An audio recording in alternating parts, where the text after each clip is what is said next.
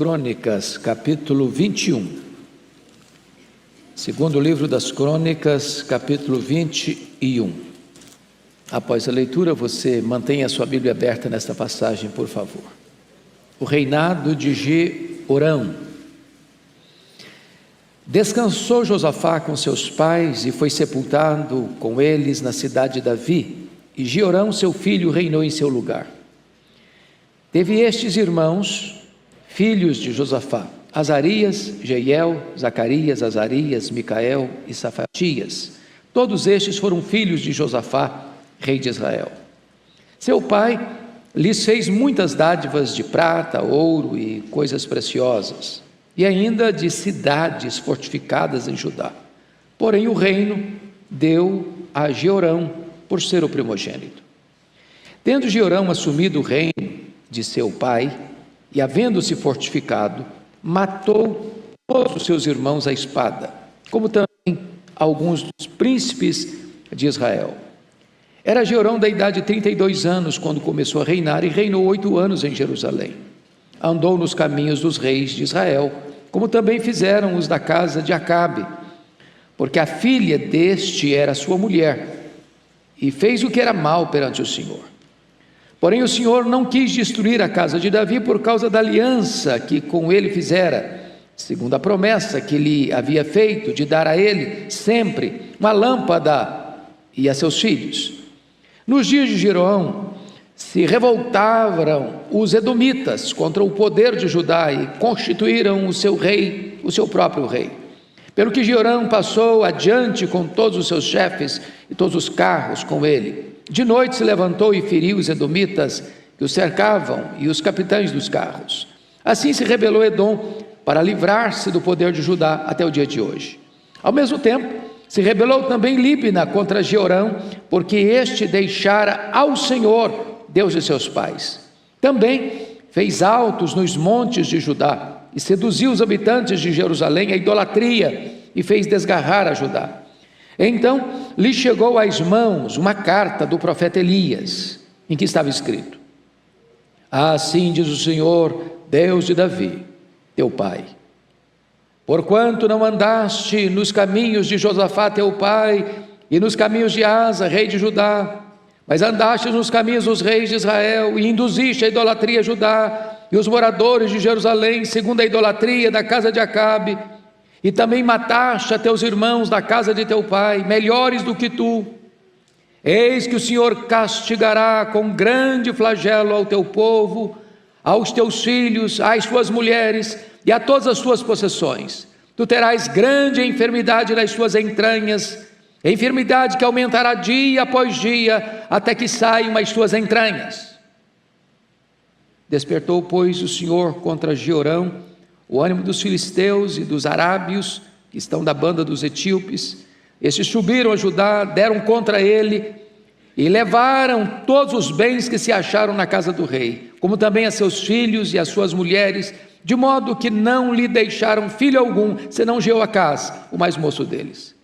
Depois de tudo isto, o Senhor o feriu nas suas entranhas com enfermidade incurável, e aumentando esta dia após dia, ao cabo de 2 anos, saíram-lhe as entranhas por causa da enfermidade, e morreu com terríveis agonias. O seu povo não lhe queimou aromas, como se fez a seus pais. Era ele da idade de 32 anos, quando começou a reinar, e reinou 8 anos em Jerusalém, e se foi, sem deixar de si saudades. Sepultaram-no na casa de Davi, porém não nos sepulcros dos reis. Meus irmãos, eu gostaria de conversar um pouco com vocês sobre escolhas erradas. Este é o único rei da história de Judá, da história de Israel, que tem esta afirmação dolorosa, triste, dramática: e se foi, sem deixar de si saudades. Quem foi este homem? Jeorão, neto do grande rei Asa, que reinou em Jerusalém 39 anos. Um homem piedoso, que andou com Deus. Quem foi este homem que foi filho de um dos maiores reis de Judá? Rei Josafá, que reinou em Jerusalém 25 anos. E a Bíblia trata dele como um dos maiores líderes da história de Judá, um dos maiores reis de Jerusalém. Jeorão, embora fosse neto de crente, filho de crente, foi um dos homens mais terríveis da história, não só da humanidade, mas especificamente da história do povo de Deus. Ele começou a reinar com 32 anos, reinou 8 anos e morreu de uma enfermidade dolorosíssima, a ponto das suas entranhas saírem. E ele morreu e nem foi sepultado junto com os outros reis. E a Bíblia traz um alerta acerca da sua biografia. E se foi, sem deixar de si saudades. Por que este homem teve uma história tão triste, uma biografia tão maculada? E deixa para nós um legado tão terrível? O que nós podemos aprender com a história deste homem?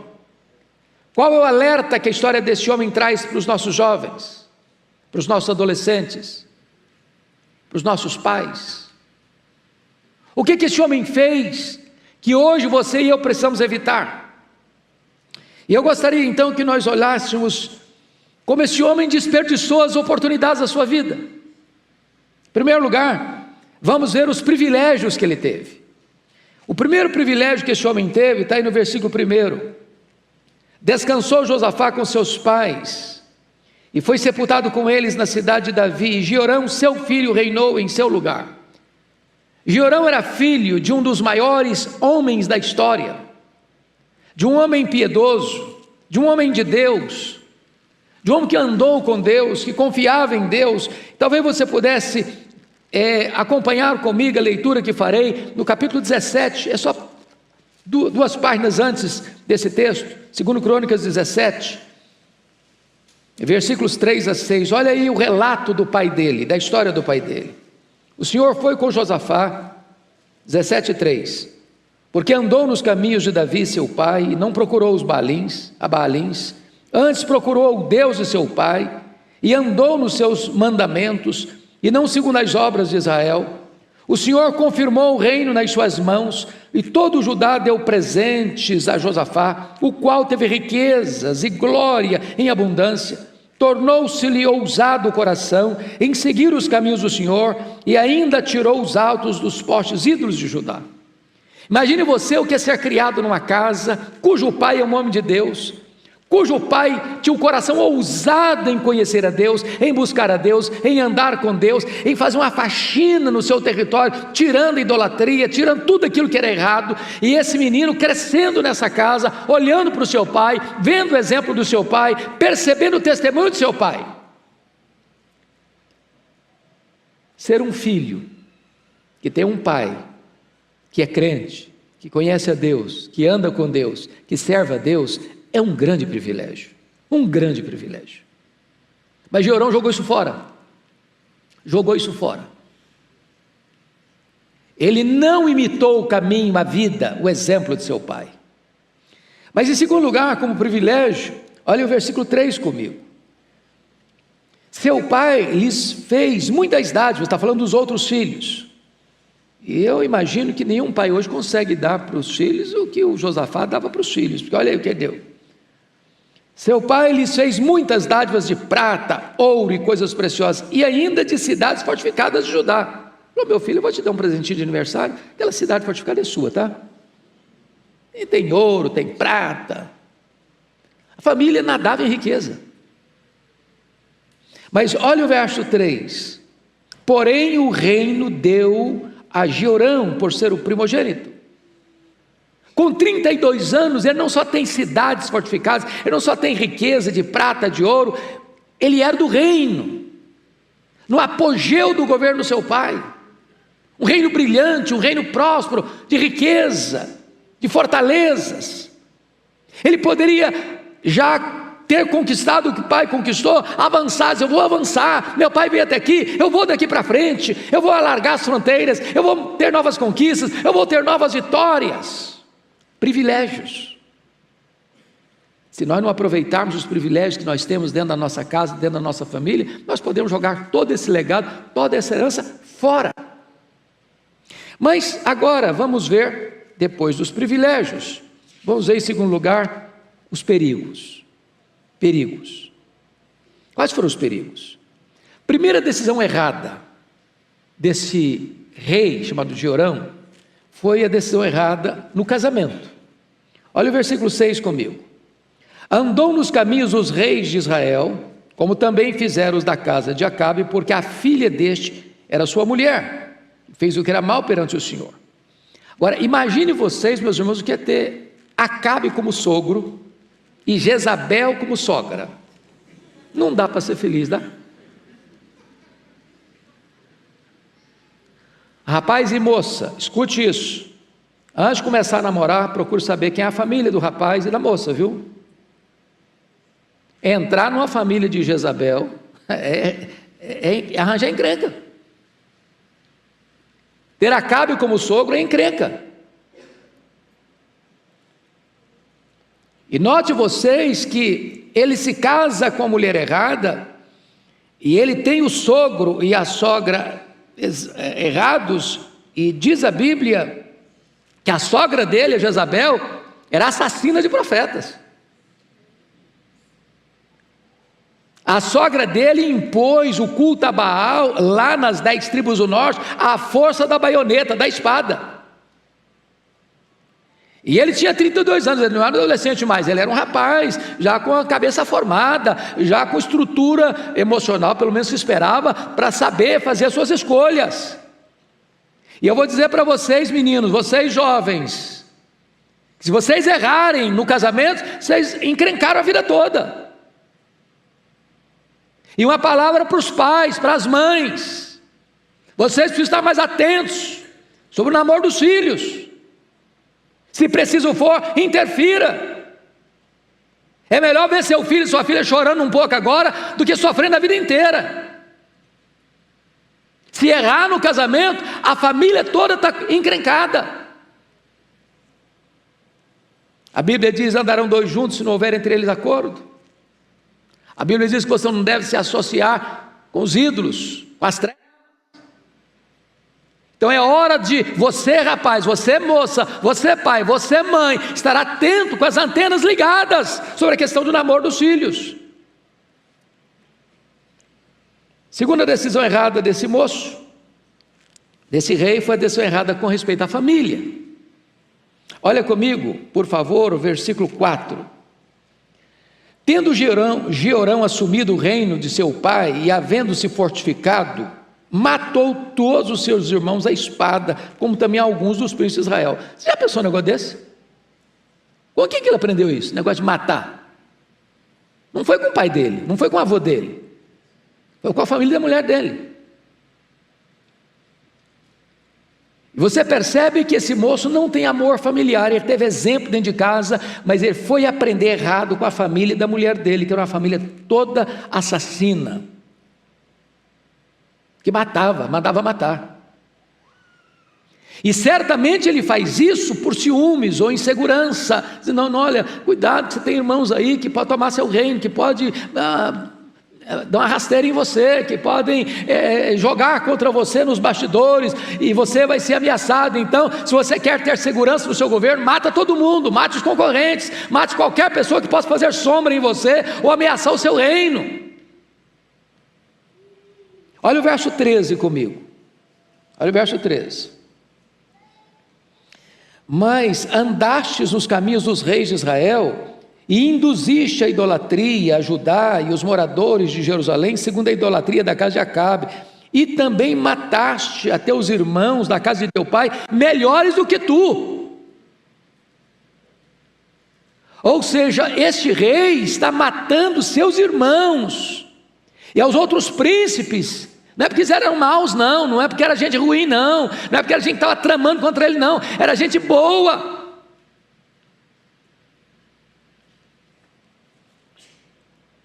Decisões erradas com respeito à família. Família é para se amar, família é para se respeitar, família é para se cuidar. Mas em terceiro lugar, este homem toma uma decisão errada em relação a Deus. Erra no casamento, erra na família e erra também com respeito a Deus. Olha aí comigo os versos 11 a 13. Você pode ler comigo? Vamos juntos?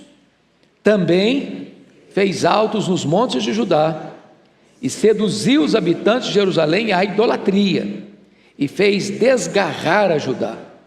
Então lhe chegou às mãos uma carta do profeta Elias, em que estava escrito: assim diz o Senhor, Deus de Davi, teu pai, porquanto não andaste nos caminhos de Josafá teu pai, e nos caminhos de Asa, rei de Judá, mas andaste nos caminhos dos reis de Israel, e induziste a idolatria e os moradores de Jerusalém, segundo a idolatria da casa de Acabe, e também mataste a teus irmãos da casa de teu pai, melhores do que tu, e vai seguindo a história aí, até o versículo de número 17, mostrando que agora Deus iria puni-lo, punir a ele com enfermidade, punir ao seu povo com grandes sofrimentos, punir a sua própria família, seriam levados escravos, cativos.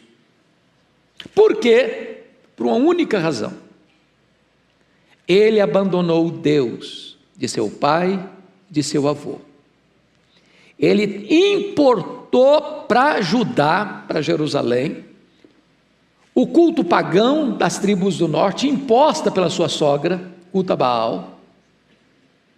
E diz o texto aqui, preste bem atenção, versículo 11: seduziu os habitantes de Jerusalém. Irmãos, nós temos que parar muito para pensar sobre liderança. Liderança. Um líder nunca é neutro.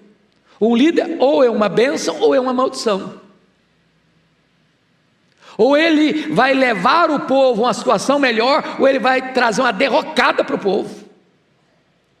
Antes de escolhermos uma liderança, seja ela política, seja ela espiritual, nós precisamos parar e perguntar: que tipo de líder? Para onde vai nos levar? Quais são suas crenças? Quais são seus valores? Quais são seus princípios? No que ele crê, no que ele acredita, qual a sua bandeira, o que ele defende, qual a sua plataforma. E diz o texto que esse rei, por ter se casado com a filha de Acabe, a filha de Jezabel, importa para Judá as mesmas práticas do reino do norte, e seduz e induz o povo à idolatria, à rebelião contra Deus.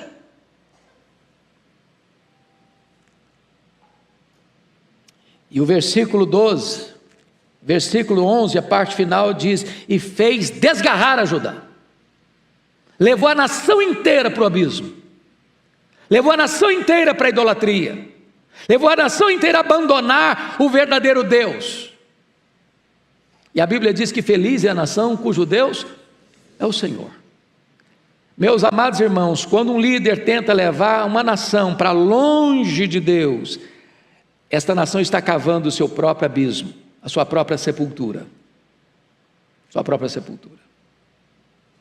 Mas então agora vamos em terceiro lugar ver os prejuízos. Então, são 3 P's para vocês guardarem: privilégios, segundo, perigos, terceiro, prejuízos. Pode repetir essas 3 palavras comigo? Privilégios, perigos, prejuízos. Quais são os prejuízos? Primeiro prejuízo: Deus castiga o povo, a família e o rei. Vejam vocês que a partir do verso 12, Deus começa a mostrar para ele os problemas que ele vai enfrentar. Então, versículo 14 começando o seguinte: eis que o Senhor castigará com grande flagelo ao teu povo, aos teus filhos, às tuas mulheres e a todas as tuas possessões. Então note você que não sobra nada: a nação, a família e a economia, os teus bens, as tuas possessões. Mas ele também ficou por último para mostrar que a pena tinha que ser mais pesada. Tu terás grande enfermidade nas tuas entranhas, enfermidade que aumentará dia após dia, até que saiam as tuas entranhas. Veja que essa enfermidade não tem a ver com o demônio, não. Não é o demônio que está botando essa enfermidade, não. É o próprio Deus. É juízo. É juízo. De Deus não se brinca. De Deus não se zomba. Deus não se deixa escarnecer. E aqui você está percebendo que esta carta vem de quem? Do profeta Elias. Quem é o profeta Elias? O mesmo homem que advertiu Acabe, o mesmo homem que advertiu Jezabel, o mesmo homem que trouxe o juízo de Deus àquele reinado ímpio, perverso das 10 tribos do norte. É este homem de Deus que está dizendo o seguinte: olha, não brinque com Deus não zombe de Deus não escarneça de Deus não, porque o juízo de Deus virá, e virá sobre você, e virá sobre a sua família, e virá sobre a economia, e virá sobre o povo que está debaixo do teu governo. Irmãos, está na hora de nós termos temor de Deus, temor de Deus, porque quem governa as nações não são os homens, é Deus. Quem governa a igreja não somos nós homens, é o próprio Senhor Jesus Cristo, que é o cabeça da igreja. Tenhamos temor, tenhamos reverência, tenhamos cuidado. Segundo lugar, irmãos, ele não só tem castigo, mas ele perde o reino, olha comigo aí, versos 16 e 17. Despertou, pois, o Senhor contra Jeorão o ânimo dos filisteus e dos arábios, que estão da banda dos etíopes. Estes subiram a Judá, deram contra ele e levaram todos os bens que se acharam na casa do rei, como também os seus filhos, as suas mulheres, de modo que não lhe deixaram filho algum, senão Joacás, o mais moço deles. Preste atenção nisso. Quem está trazendo essas nações contra Judá é o próprio Deus. Como o próprio Deus mais tarde vai trazer a Babilônia contra Jerusalém. Irmãos, o povo de Deus é forte se está na presença de Deus. O povo de Deus é fraco se rebela contra Deus. A igreja é forte quando ela é santa, pura, quando ela, como esta igreja, tem buscado servir a Deus, fazer a obra de Deus. Enquanto a igreja busca Deus, leva Deus a sério, santifica a sua vida, faz a obra de Deus, ela é forte. Mas se ela abandona Deus, se ela abandona os princípios de Deus, se ela deixa de servir ao Senhor, então ela não tem força, Deus a torna fraca. Foi o que Deus disse para Josué, quando houve pecado lá na cidade, quando estava lutando contra Ai. Deus disse o seguinte: olha, enquanto tiver coisa contaminada aí, eu não serei convosco, e enquanto não tirar o pecado do arraial, não podereis resistir aos vossos inimigos. A igreja é forte quando ela anda com Deus. Você é forte quando você leva Deus a sério. Mas ele não perdeu só o reino, ele perde a família também, porque o verso 17 diz que levaram os filhos, as mulheres, perdeu tudo. Mas tem mais, ele perde a saúde. Olha o versículo 14: eis que o Senhor castigará, não é o diabo, não é o mundo, o Senhor castigará com grande flagelo ao teu povo e aos teus filhos e às tuas mulheres e a todas as possessões. E versículo 15: tu terás grande enfermidade nas tuas entranhas. É Deus quem está dizendo isso. Então Deus é o Deus que fere e o Deus que sara. Tem muita gente que acha que a enfermidade só vem do diabo, que a enfermidade só é fruto do pecado particular. Então Deus não tem nada a ver com isso. Não, há enfermidades que o próprio Deus estabelece para juízo. Onde não há arrependimento, há juízo. E o texto nos mostra no verso de número 15, que esta era uma grande enfermidade.